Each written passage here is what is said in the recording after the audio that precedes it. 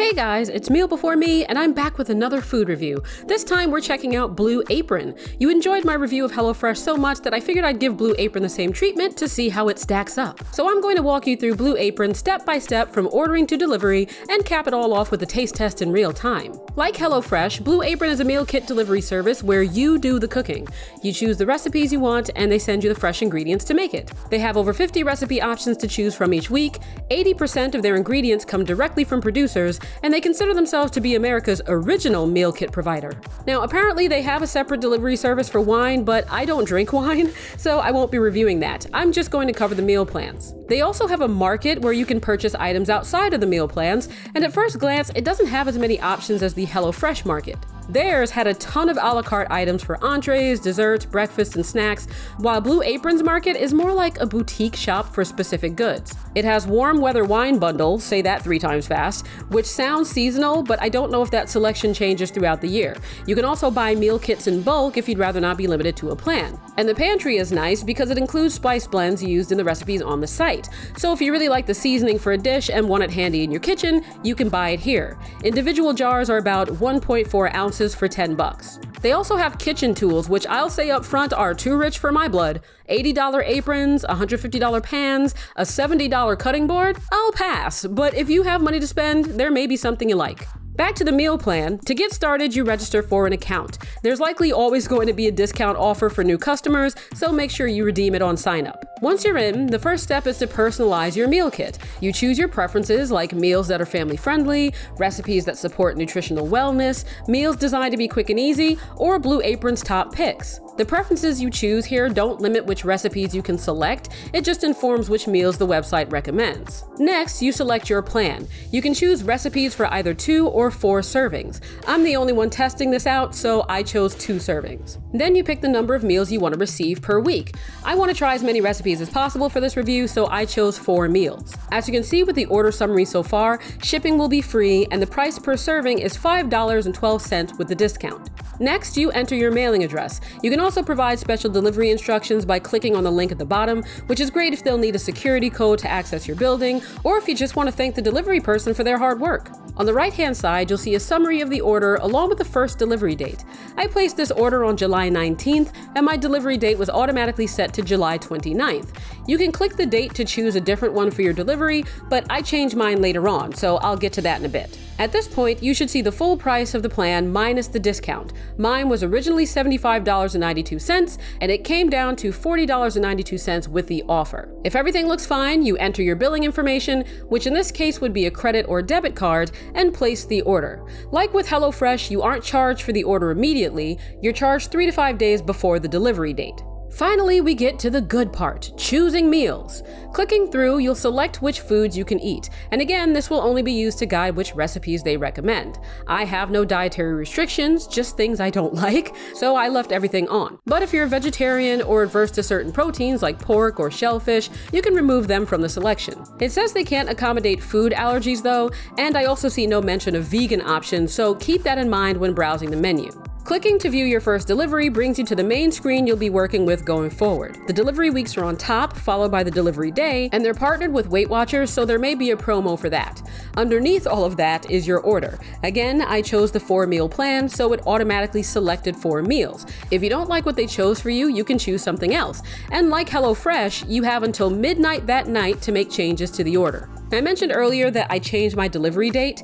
It was originally Friday, July 29th, but I knew I'd be busy, so I clicked on the scheduled day at the top to change it.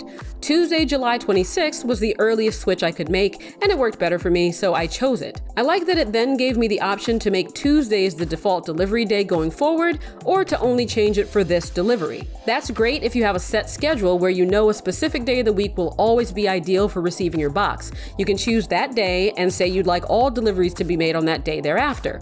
I'm only doing this once for the review anyway, so I changed it just for this order. With the housekeeping out of the way, I got back to the meals, removing their selections to browse the menu. Like with HelloFresh, there are premium recipes that cost extra per serving, so pay attention to the price when adding meals to your order. Some meals have a choose options button, and those are recipes that allow you to substitute the main ingredient. For example, the pork and date burger recipe gives you the option to stick with the default ground pork or switch to ground beef. I really appreciate that flexibility because because sometimes you love the way a recipe sounds, you just wish it was made with something else.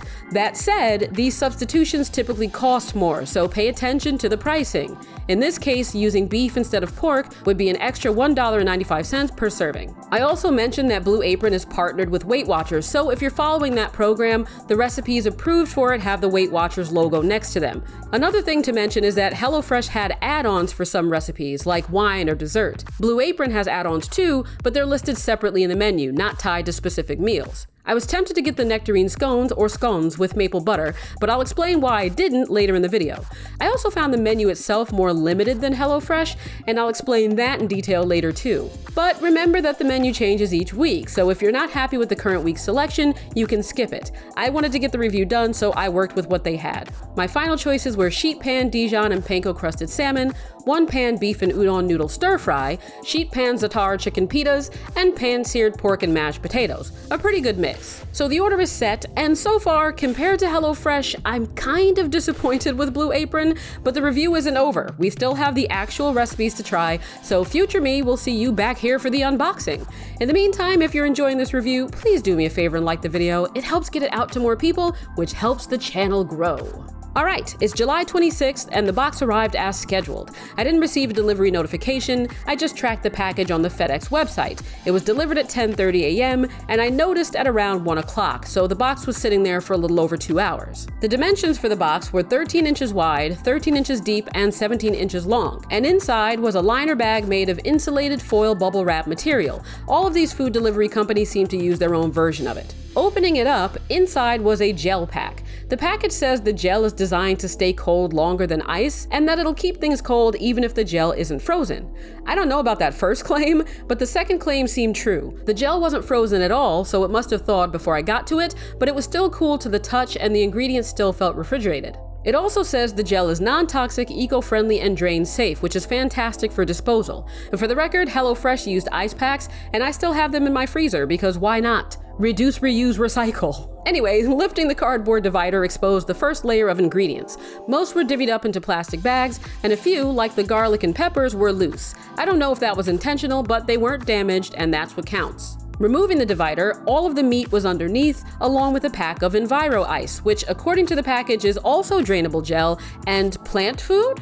Either way, the Enviro ice was still frozen, so the meat was colder than the veggies. As for inserts, there were no extra promotional materials, just the recipe cards for the 4 meals I chose. Now that we've seen what's in the box, let's take a closer look at the ingredients. I want to make sure nothing is missing, damaged, or rotten, and I'll be weighing some ingredients with my scale to see how accurate the measurements are. Starting with the beef and noodle stir fry, I should have ground beef, fresh but previously frozen udon noodles, baby bok choy, 2 scallions, sesame oil, gochujang paste, soy glaze, rice vinegar, and 1 bell pepper. The 10-ounce beef weighs 10.4 ounces, the 8-ounce noodles weigh exactly 8 ounces, and the 10-ounce bok choy weighs 11.7 ounces, so a little extra. It all looks fine. The bok choy definitely needs to be rinsed off with all the dirt on it, but you should rinse most produce anyway. I really like the packaging. Everything seems secure, no leaks or breaks, but I did like the fact that HelloFresh had all the ingredients for each recipe in a single bag, minus the meat, so you didn't have to dig through everything to sort it out. Blue Apron only has the seasonings sorted by recipe. Now, it's not a huge deal, but having a separate bag for each recipe did make storing things easier with HelloFresh. When I wanted to cook a certain recipe, I just reached in and grabbed that bag.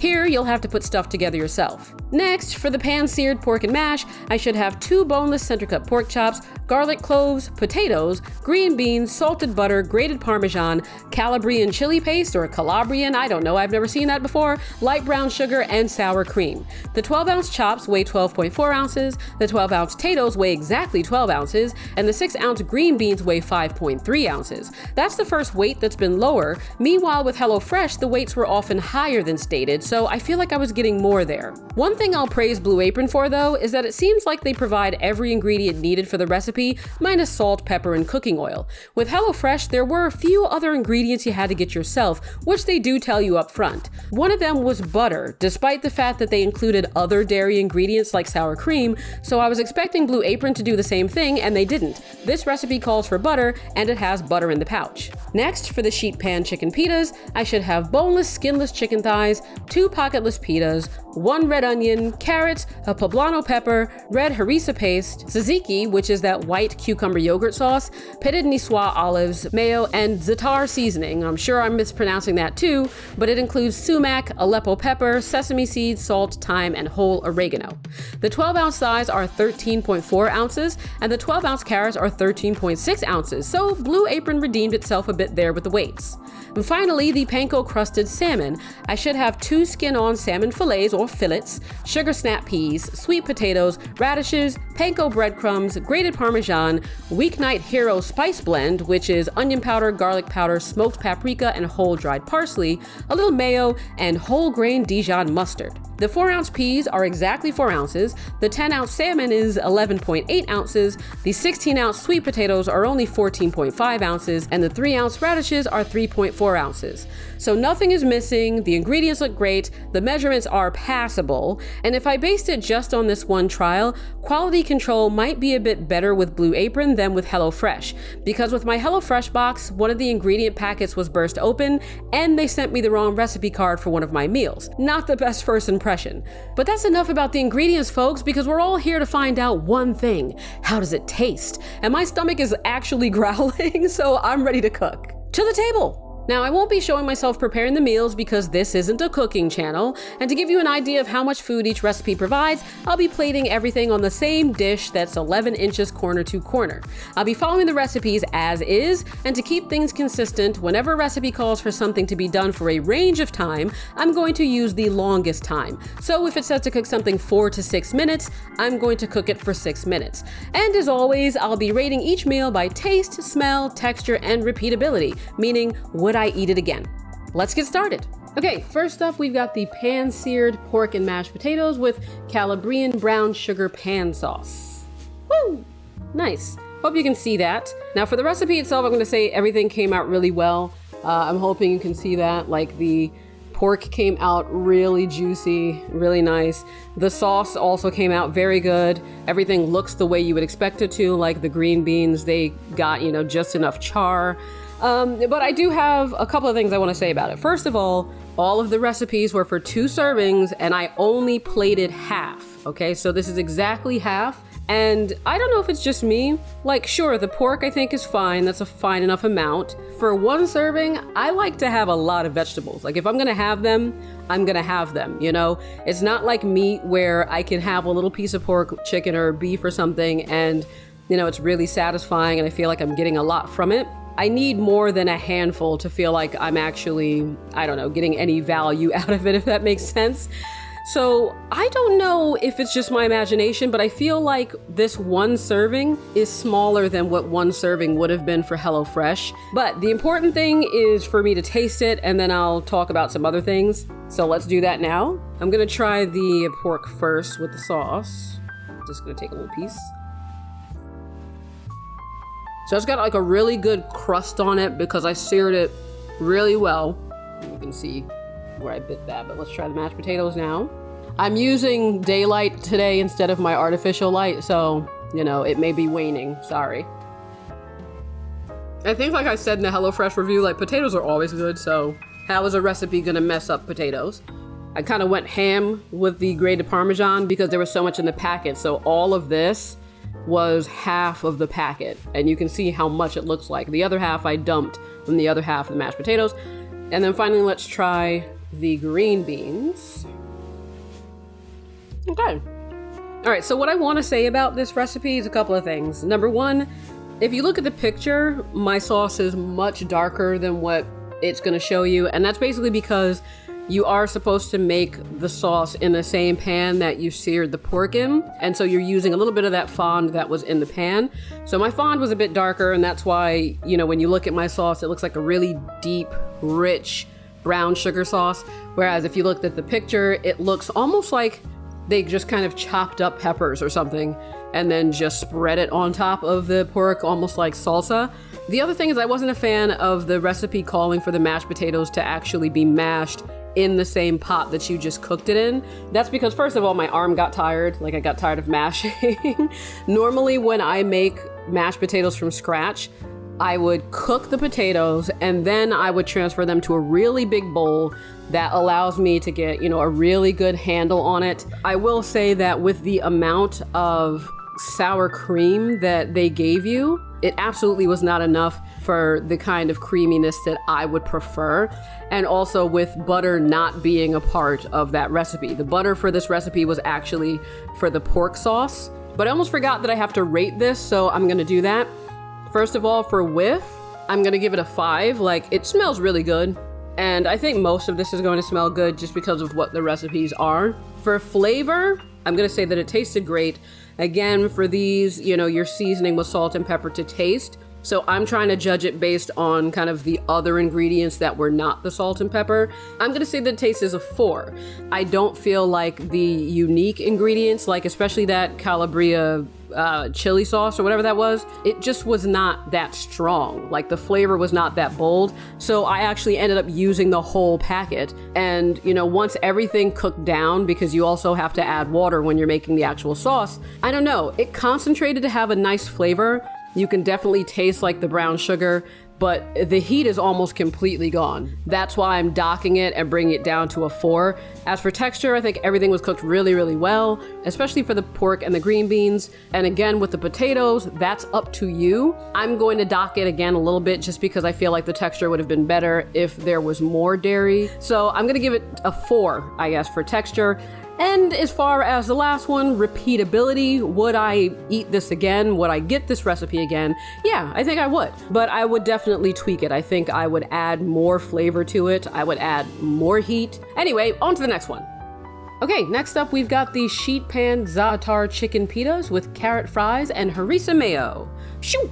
There are some olives, which I'm gonna let you know ahead of time because it might affect my ruling on the flavor. I hate olives, but I said I wasn't gonna change anything, so I left them in there. And then you've got the red onion, you've got some of that pepper, and of course you've got the chicken that has some of that Za'atar seasoning, not sure how you say it.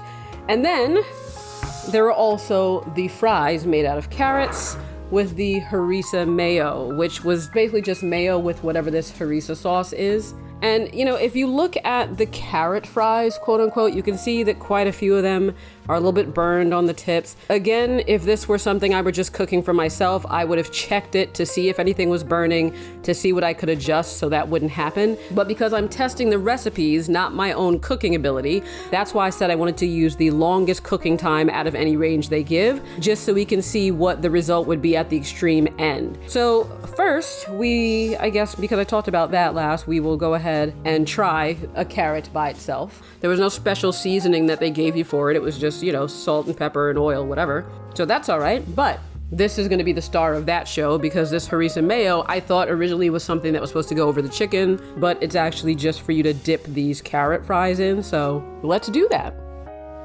I don't know what harissa is, but that's like a very lemony, like a lemony, almost grassy kind of flavor to it.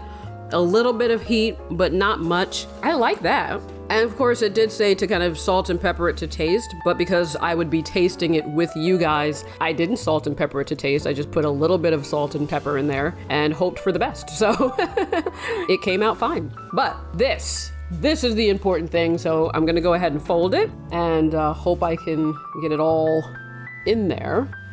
Look at that. That looks so good. And then I'm going to take a bite. Let's move the plate over so I don't spill everything on myself. I'm gonna go in for another bite before I tell you what I think. All right, so that's actually really delicious. I'm trying to taste a piece of the chicken by itself and also, you know, a little piece of the olive by itself. It's just, there's something about olives, like their aftertaste is so gross, but I actually didn't really taste the olive, or I should say the olive didn't ruin it for me, so this is good. I wonder what this will taste like if I dip it in the harissa mayo, or actually I don't want to dip it, so I'll just pour some right here. Whoop. Okay, let's take that bite. Oh yeah, that's the stuff, my friends. My God, that's so good I can't talk. That was absolutely delicious. Like that took something that was already good and made it amazing. Like that blended really well together. But for how it's supposed to be eaten, for smell, I don't know. There's a little bit of the funkiness from the olive there. So I'm gonna maybe give it a 4 out of 5 for width, okay? For flavor, it's really, really delicious. I'm gonna give it a 5 out of 5 for flavor. For taste, it's fantastic. And again, just, you know, including the harissa mayo like on the pita, that just doubled it to like a 10 out of 5. I will say though that, you know, that Za'atar seasoning, I don't taste whatever that's supposed to be. And like right now tasting it, it actually made the chicken taste sort of dirty. You know, like I put dirt on it. Whereas like when I'm eating it within the pita, it just tastes like really good grilled chicken. So like I said, I give this a 5 out of 5 for flavor. It's fantastic, but I think that if you did not bother coating the chicken with whatever that seasoning is, you would have gotten the same exact result if it was just salt and pepper and that was it. Texture, also perfect. Everything cooked perfectly. The carrots are a little bit limp rather than just being, you know, kind of tender, but also these are not fries. So I'm not gonna take points off for that. Like as a carrot, it is cooked well through. So yeah, I'm gonna give it a 5 out of 5 for texture. And as far as repeatability is concerned, I would say yes, I would get this recipe again, and it's absolutely fantastic. Like if I was, you know, walking down the sidewalk and there was somebody selling like pitas on the side of the road and this is what I got, I'd be perfectly happy with that. So repeatability is yes. So this one was a winner Za'atar chicken dinner. Up next is the sheet pan Dijon and Panko-Crusted salmon with sweet potatoes, radishes, and snap peas. Shoop! I swear, you know, I feel like these all look really nice, but a part of me thinks it's because my plate is nice. You know, I've always had a thing for like square dishes, so it could just be that. Now, one thing I will say going into this, I hate snap peas. So right off the bat, I already know that I will like this better without that, but I'm going to eat them because it's a part of the recipe. And I'm also going to taste the sweet potato because it did have that seasoning that it wanted me to bake this with. So I just want to know what that tastes like. And then of course you've got the salmon, and it had a panko crust that had some of this Dijon also with some grated cheese, and then you go ahead and mix the grated cheese in with the sauce and put the sauce on top afterward. So I'm gonna dig into that, but let's go ahead and taste this first. Again, I just wanna see what this radish tastes like. Oh, like the flavor, I honestly can't tell that this has anything on it. And that's a complaint that I think I've had between both HelloFresh and Blue Apron. For all of the sheet pan recipes that I got, the stuff that they've had me put on vegetables, with one exception, I think there was one HelloFresh recipe where it really brought out a unique flavor. Beyond that, they always just taste like plain roasted vegetables, as if you just put salt and pepper. I never taste anything unique about whatever the seasoning is that they tell me to put on it. So I feel like in all of these cases, you could just not do that and it would be fine. But let me try the sweet potato. It's a little bit more charred on there, so maybe I'll taste more of it there. Yeah, no. I don't know. Like, don't expect whatever they're telling you to toss the vegetables in to give it this really unique burst of flavor. It just tastes like I seasoned it with salt and pepper. But that's not the star of the show here. The star of the show is the salmon. Now it's probably not gonna separate because there's like the skin is on the bottom and like there's, you know, a crust there, but we're gonna go ahead and taste this. Oh, it's falling off the thing.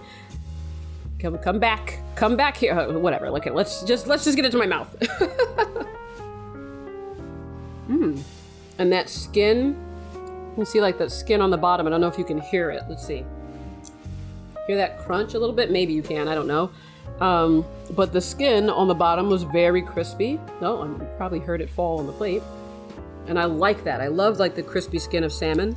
But this sauce is delicious. It has like a really mild mustard flavor to it. It's so creamy. And again, since I don't think I brought it up since the very first recipe, all of what I'm showing you is just half of what I prepared, because each of these recipes is for 2 servings. So if you look at the amount of vegetables in this one compared to what I complained about before, now you'll, I guess, understand why I said that before. I thought the little green beans or whatever it was like nothing. Whenever there are like the sauces and things for the meats, those always kill it, right? Those are always really good. But the seasonings for the vegetables are always just nothing. There's just tons of seasoning for very little result. And I think that's what's going on with, again, both Blue Apron and HelloFresh. It's that the dry seasonings they use just don't have enough oomph. Smell, I'm just gonna give this like a 3 out of 5. I mean, it's salmon. Fish never really smells that great. Not that this smelled fishy or anything, like it was off. It's just that it's not the kind of scent that will, draw you across the room like a cartoon character. You have like the scent coming off the apple pie on the windowsill and it gets in their nose and they float over to it. Fish is not something that generally does that. But I will give it a 3 out of 5, right? For texture, I want to say everything is perfectly cooked. 5 out of 5. So again, that bodes well for the recipe itself as far as the timing and the temperatures. For flavor and taste, again, I'm gonna give it a 4, and I'm just knocking it because half of the dish is the vegetables, which are good, but what was the point of the seasoning that I put all over them? Like nothing. But the salmon is quite good, and honestly, eating the salmon with the vegetables makes it so much better. And then finally, repeatability. Would I eat this again? Yes, I would. With the same caveat that I think I've been mentioning that, the vegetables, I would probably tweak it to make it more interesting. But the star of the show, the salmon, that's really where it's at, and that was great. Okay, finally we have the one-pan beef and udon noodle stir-fry with bok choy and bell pepper. Now, I will say it's not as pretty as the picture because they used a red bell pepper, but they sent me a yellow one, so it's kind of blending in. But we're not here to look at the food, okay? We're here to eat it. Now, for the recipe, I will note 2 things. Number 1, they do say that you should take the udon noodles out and let them get to room temperature because you're gonna be separating them by hand before putting them in the pan. And I don't know if the room temperature thing was more for the separation or for the cooking time, because I feel like the fact that they were room temperature made them break apart a little bit more easily. But that said, that's not really that big of a deal because udon noodles are very thick to begin with. So if some of them break in half, it's not like you're gonna lose any texture or anything from that. Another thing is that the recipe included gochujang sauce, which I never know if I'm pronouncing it correctly, but it's this delicious Korean red chili paste kind of sauce that's a little bit spicy, a little bit sweet, and it says to use as much as you want. So I used the full thing here, but I don't think it's gonna be that spicy just because I don't think gochujang sauce itself is spicy, but whatever, that's enough talking. I have another thing to say, but I will say it after I dig in. So I'm gonna get myself a little bit of a spoonful. That barely has anything on it. Let's really get in there. Okay. All right, bottoms up.